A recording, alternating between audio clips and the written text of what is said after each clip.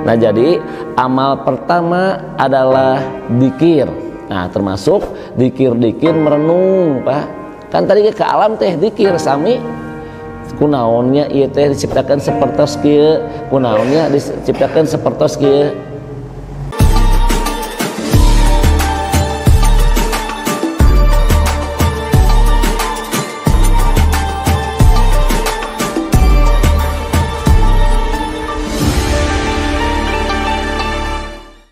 Nah, jadi amal pertama adalah dzikir.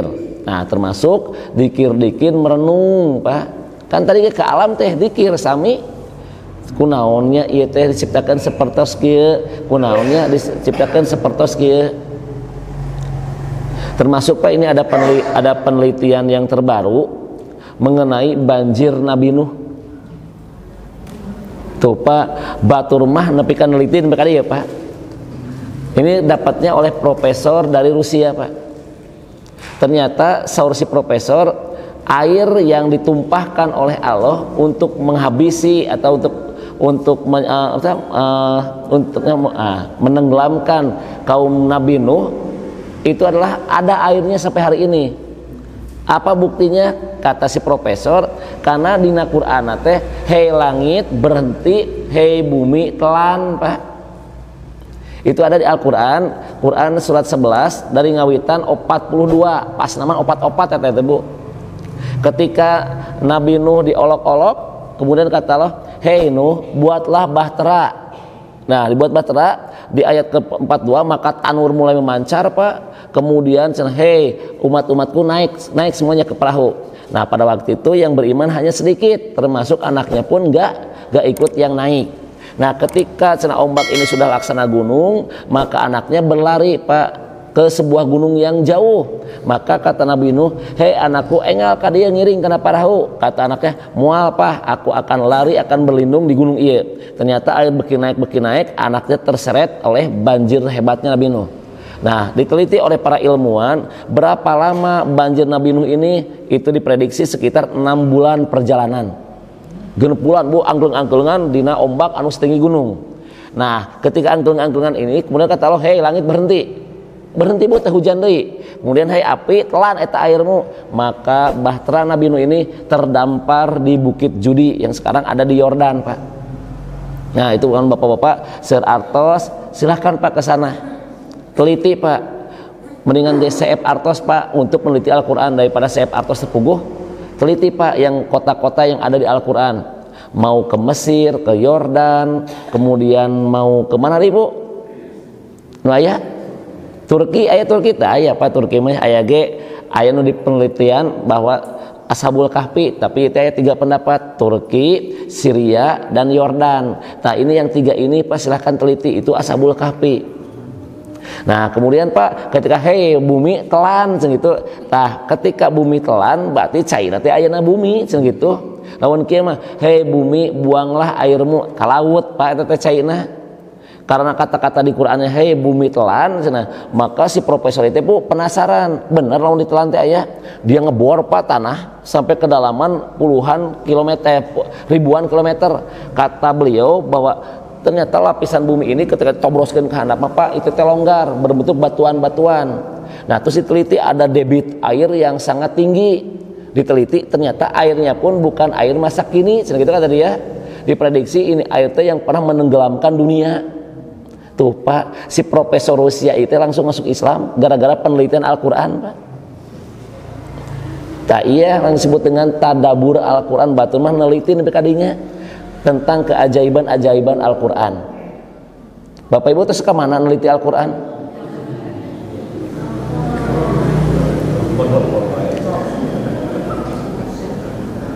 B.J. Habibie aja Pak bisa jadi profesor loh Pak, gara-gara ningalikeun manuk ka luhur. Itu aya di An-Nahl 87. Apakah kamu tidak memperhatikan burung-burung yang terbang tanpa penyangga? Burung bisa ngapung Pak. B.J. Habibie pikiran nepi ka jadi kapal lah. Kapal ieu nu terbuat tina karbon, tina besi baja, atau napi tina aluminium, kunaon bisa terbang tanpa penyangga, mikiran gara-gara tina manuk eta teh. Manuk dina Quran. Henteu nya. Atuh nu kieu nu gampang mah, ai bapak pernah merhatikan onta teu? Kunaon dampal sukuna heuras, Bu? Terus pelupuk matana tertutup. Terus onta ini hewan yang bisa menyimpan air bersih di dalam perutnya 40 liter. Apaan aya kata Quran, Pak? Apakah manusia tidak memperhatikan bagaimana unta diciptakan? Al-Ghoshiyah, Pak. Quran surat 88 ayat 17. Bapak Ibu pernah mawas Quran apal ibili kaifa hulikot cenah gitu kan? Jelas ya? Apakah kalian tidak memperhatikan cenah bagaimana unta diciptakan? Nepi kadinya apa ta Quran mah? Sok cenah perhatikeun. Bab makanan ada dina abasa. Apakah manusia tidak memperhatikan apa yang dimakannya kan gitu? Tah ieu teh Pak namina teh dzikir. Tah paling utama ini di 10 awal Zulhijjah. Diteliti Quran teh Pak. Salat, dzikir, membaca Quran itu masuk ke dzikir Pak. Itu amalan yang pertama. Amalan yang kedua apa Bu di bulan Zulhijjah ini? Ya tentu Pak yang sekarang lagi berangkat, yaitu melaksanakan ibadah haji. Dan mohon maaf Bapak Ibu, untuk kota Tasik Pak sekarang itu agak lama. Kalau Bapak Ibu bayar nih untuk satu kursinya kan 25 juta ya. Nah untuk mendapatkan kursi berangkat ibadah haji, kota Tasik harus menunggu sampai 25 tahun. Untuk saat ini Pak. Wallahu alam kalau kedepannya diperbanyak kuotanya oleh orang Arab, oleh kerajaan Arab, ya bisa saja kita menunggu sampai 10 atau 5 tahun. Tapi untuk saat ini yang reguler itu menunggunya sampai 25 tahun. Kalau yang plus itu menunggunya sampai 5 tahunan. Kalau yang Proda itu berangkat langsung. Nah yang saya tanya-tanya, berapa Proda ini Pak uangnya? 23.850 mirah Ibu dolar ya. 23.850 dolar. Kalau di uang rupiahkan itu sekitar 345 juta. Itu yang Proda. Kalau yang plus itu yang saya tanya-tanya kemarin itu adalah 14.100-an. Kalau ini karena uang rupiahkan mas sekitar 214 sampai 218 juta. Itu menunggunya sampai 5 tahunan. Nah, Bapak Ibu, terus orang Arab hari ini membuat keputusan maksimal 65 usianya. Kemarin pas saya punya teman mau berangkat 3 orang. Anaknya, dia suami istri dan orang tuanya. Nah, orang tuanya pas dia mau berangkat Proda itu tidak bisa berangkat karena usianya 67. Tuh lebih 2 tahun. Jadi ketat pas sekarang mah. Nah, Bapak Ibu berarti sekarang harus berpikir panjang. Kalau ingin berangkat haji, 1, kalau nunggu reguler siap-siap 25 tahun. Nah, sekarang cek usia Bapak berapa.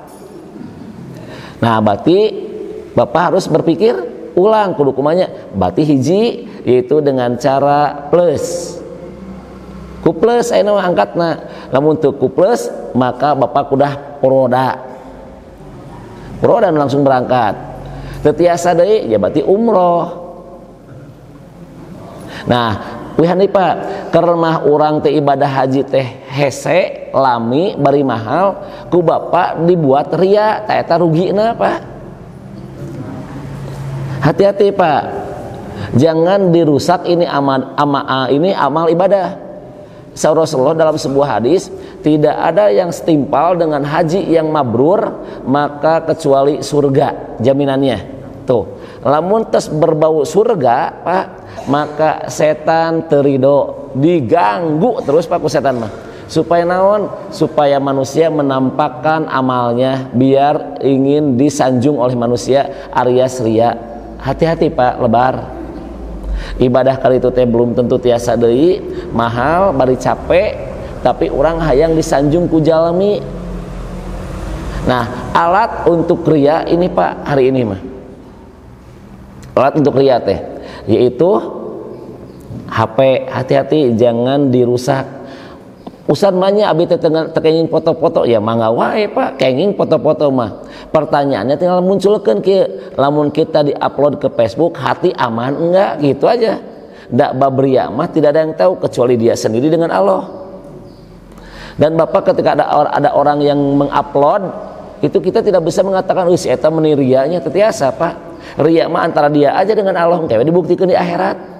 Ngan kalau dia ternyata belok hatinya, maka lebar Bapak Ibu akan menjadi orang-orang yang terusir di akhirat oleh Allah. Kata Allah, kamu dulu ketika ibadah pengen siapa? Pengen karena sipulan, juk minta amalna ka sipulan, kami mah tidak akan memberikannya. Diusir Pak di akhiratna ku Allah. Nah, jadi amal nomor 2 mah adalah kegiatan ibadah haji. Nah, kegiatan yang ketiganya Pak, ada saum dulu. Nah, di sini ramai kemarin Pak di masyarakat, sampai saya mendapatkan WA beberapa kali dengan jawaban dengan statement yang sama. Ustad, ayeuna mah lalieurnya jelema teh tuh Pak ngaweana. Emang kunaon Ibu sarabe teh? Nya cenah di mana-mana ge atuh saum Arafah mah kudu bareng jeung wukuf Arafah. Nah, ari Indonesia lah teu bareng gitu Pak nya. Ya kan? Sempat goncang kan? Nah, punten Pak nya nih, saya mah akan fair Pak. Dan saya mudah-mudahan Bapak bisa mengerti dan bisa memahaminya. Ini saya bedah Pak kasus ini itu dari sejarah, bukan ke fikih Pak, dari sejarahnya aja Pak ya, biar paham Bapaknya. Saum Arafah Pak itu sebetulnya tidak ada kaitan dengan wukuf Arafah, tidak ada kaitan Pak. Bapak disambung-sambungnya dan nyambung kalau lewat sejarah mah. Naon kunaon Ustaz makanya nyambung? Karena saum Arafah itu oleh Allah diturunkan ke Rasulullah itu pada tahun kedua Hijriah Pak, tahun kedua. Sementara wukuf Arafah itu oleh Allah diberlakukan untuk Rasulullah di tahun ke-6. Nyambung tuh Pak? Ternyambung. Maka apa kalau ada hadis Pak yang kalau terus hadisnya seolah-olah bertentangan, ini Pak salah satunya kok kunaon ku sejarah ditelitina. Cik Rasul ngobrol kitu teh iraha pasna. Ternyata saum Arafah itu Pak turunnya itu tahun kedua. Berarti berbarengan dengan Ramadan, tahunnya sama. Ramadan tahun kedua, Arafah ge tahun kedua. Nah, wukuf Arafah itu untuk haji turunnya ke Rasulullah tahun ke-6. Berarti pas tahun kedua saum Arafah aya teu? Aya. Tahun ketiga aya. Tahun keempat. Nah, saya nanya, tahun kedua, tahun ketiga, tahun keempat, tahun kelima, itu tanggal 9-nya sudah ada haji belum? Belum ada Pak. Makanya duluan saum Arafah dan tidak ada sangkut paut dengan wukuf. Nah, sementara wukuf di Arafah itu berkaitannya dengan tempat. Jadi temenang wukuf di Arafah dipindahkan ke Monas itu Pak.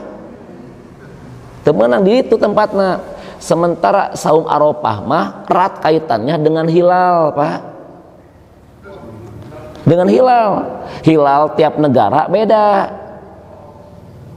Bener Pak. Hilal tiap negara. Ari hilal teh naon Bu? Nami jalmi hilal teh Bu. Aya kemarin kan Pak polisi aya namina hilal teh eta apa hilal teh? Sanes Pak ya. Hilal itu cahaya Pak, pergantian bulan sabit atau hilal teh. Nah, Bapak Ibu, nih saya buktikan Pak ya. Ini mohon maaf Pak, ini saya fair orangnya. Semua ormas itu kumpul Pak. Kumpul di Kemenag.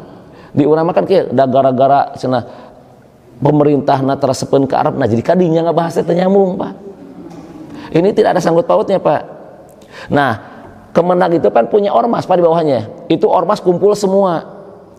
Mohon maaf nih, ada dari NU, dari Muhammadiyah, dari Persis, dari PUI, dari Al-Irsad, itu dari DDII, semuanya kumpul Pak, mengirimkan orang-orang terbaiknya. Nah, ditelitilah Pak titik-titik hilal. Di mana titik hilal ini? Yang saya baca-baca itu 86 titik Bu, dari Sabang sampai Merauke. Nah, kalau setiap titiknya 30 orang aja Bu yang mengamati, berarti sudah berapa ribu orang yang mengamati. Dan kemarin di hari Rabu sebelum maghrib di 86 titik hilal tidak terlihat. Nah, ada kaidah dari Rasulullah, apabila hilal tidak terlihat maka bulan tersebut genapkan 30. Makanya Pak, digenapkanlah Dzulqa'dah itu menjadi 30 hari. Maka penentuan tanggal satunya lusanya, yaitu hari Jumat. Kalau tanggal 1 hari Jumat, otomatis lebaran kita nanti hari Ahad. Ternyata sebelum maghrib di Arab itu hilal terlihat. Makanya di Arab, makanya hilalnya terlihat, otomatis tanggal satunya Kamis. Makanya pasti Arafahnya hari Jumat, kita mah Arafahnya Sabtu. Data ayana naon Pak? Di kita jantan ramenya. Nah terus Bapak Ibu, pemerintah disepakati karena tidak terlihat pan di jero nanti aya NU eta teh Pak, NU aya Muhammadiyah aya kan sepakat. Nah terus Pak, kemarin alhamdulillah nih saya tuh pengen dari dulu, mudah-mudahan ini ada kesepakatan tentang derajat disepakati Pak ke pemerintah enak teh. Nah derajat yang disepakati adalah 4 derajat sekarang. Jadi apabila ada orang yang melihat hilal di bawah 4 derajat, maka kesaksiannya ditolak. Dulu mah itu Pak 8 aja Pak, 8 itu Lembaga Astronomi Nasional, Profesor Dr. Thomas Jalaluddin, itu orang pintar luar biasa Pak. Dia sampai bahasanya gogodeg atuh Pak lah, heran.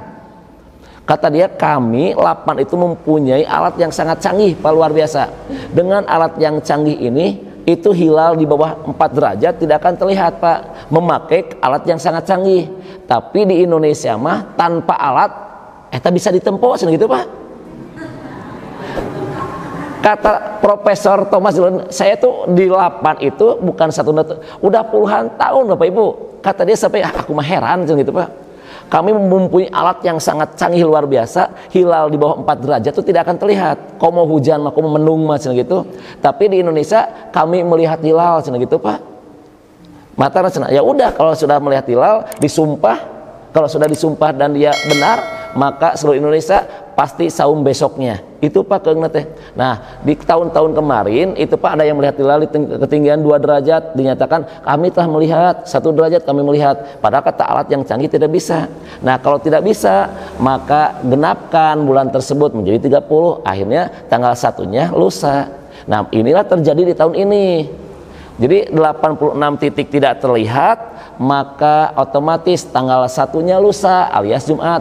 Nah ketika tanggal 1 Jumat, maka tanggal 9-nya Sabtu, tanggal 10-nya Ahad. Itulah yang terjadi tahun ini. Dan teriweuh Pak kamari teh ieu teh. Da karena riweuh teh kita tidak tahu sejarah asal usulnya Arafah. Tapi saya menghargai Bapak Ibu, kalau mau yakinnya hari Sabtu ya mangga aja, silahkan. Bapak Ibu kan kayak, Ustaz abi mah yakin keneh cenah, abi mah pokona sesuai dengan Arab, mangga silahkan. Tapi abi mah nyuhunkeun ka Bapak Ibu, kalau Bapak Ibu mau rujukannya ke Arab, waktu sholat nage kedah ganti. Ya waktu Arab kan beda. Satu itu Pak. Yang keduanya, apakah ini terjadi hanya sekarang? Tidak Pak. Di zaman Ibnu Abbas aja pernah terjadi Pak. Ibnu Abbas ketika bertemu dengan Muawiyah, maka ngaroskeun kieu. Nah, cenah di Muawiyah manggeus lebaran. Itu teh di Sampa dan di Madinah belum. Ternyata langsung naroskeun Muawiyah teh, Ibnu Abbas kalau terjadi perbedaan kieu kumaha? Kata Ibnu Abbas teh tersenyum Pak. Terjadi masalah, kami pernah hidup bersama Rasulullah dan ini pernah terjadi. Ternyata Pak, jangankan Pak Indonesia, Sam dengan Madinah itu beda. Kebayang teh Pak, Sam jeung Madinah tebih teu? Caket Pak, tebih-tebih teuing ratusan kilometer. Indonesia dengan Arab ribuan kilometer. Nya wajar atuh lamun beda oge, da beda geografis, beda konturna, beda iklimna, beda cuacana. Makanya kata Rasulullah, saumah bukan ke tempat, saumah kana hilal urusanana. Hilal terlihat silahkan saum, hilal tidak terlihat maka genapkan. Tuh janten teriweuh. Tapi Bapak Ibu bade Ahad bade Senin. Bade Ahad bade Senin Pak.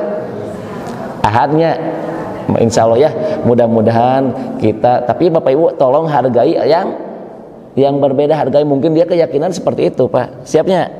Nah itu saum Arafah Pak. Nah mohon maaf Bapak Ibu nih, takutnya berbenturan nih. Ada hadis Pak, barang siapa yang melaksanakan saum tarwiyah maka pahalanya 1 tahun.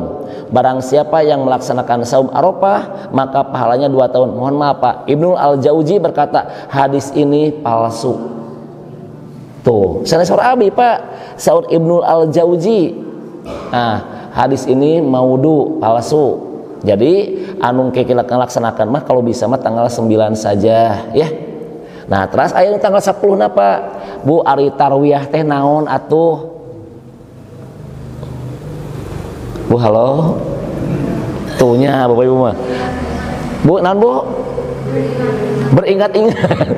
Karena satu eta pesen Pak ya. Tarwiyah itu diambil dari kata irtawa, yartawi, yang artinya makan, minum. Makan minum yang artinya bersiap-siap karena besoknya mau wukuf di Arafah. Jadi hari di mana kita mempersiapkan bekal, Pak, irtawa yartawi teh. Atau diambil kata arawiyah yang artinya merenung. Nah, kenapa disebut merenung? Karena pada waktu itu Ibrahim ketika bermimpi menyembelih anaknya dipikirkan dulu, direnungi, disebut arawiyah yang disebut dengan tarwiyah. Nah, sementara Arafah Pak